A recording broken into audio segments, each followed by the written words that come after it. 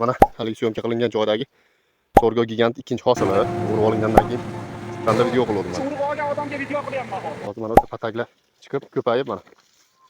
Pullab chaylab mana. Ko'paydi mana, xudo xolasa. Bir marta suv ichida urilgandan keyin mana holati ko'm-ko'k, o'ta qalin. 10 tup bo'lib ketganlari ham bor, 10 tup bo'lib chiqadi. Xudo xolasa zo'r. Ikkinchi hosilga ham yetkazadi, xudo xolasa. Silosga.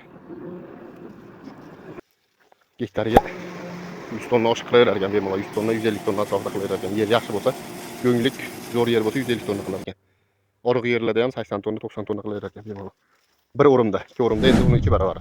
Ikkinchisida mo'ljal sal ko'proq beradimi, tuplash ko'proqda. Bittadan 5 tagacha, mana 10 tagacha bo'lgan. Xudo xolasa zo'r. Yana gilam urug'dan olib, xudo xolasa ekan niyat. Ikki tomondan salqin mana, tikdagi ham bo'lib yotibdi mana. Quyosh tushmagan shiga. Quyosh ko'tarilguncha mana. Kun tushmaydi bu yerga, o'shanda ham bo'lyapti mana, xudo xolasa. Endi bu yerda makka jo'xori mana, hozir ko'rsataman.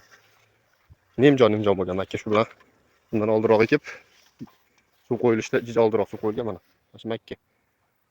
Chekadagilar mana nimjon. Tomondagi nimjon mana. Chopib suv qo'yilgan.